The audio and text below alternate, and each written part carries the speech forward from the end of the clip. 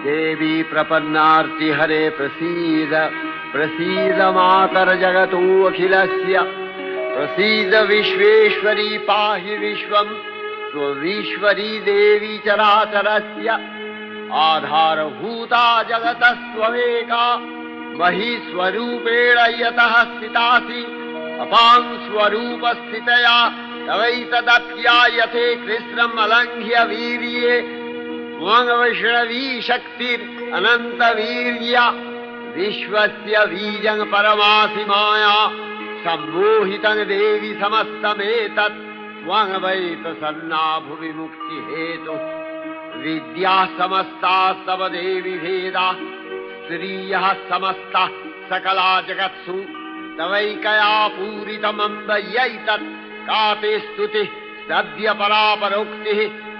सर्वभूता यदा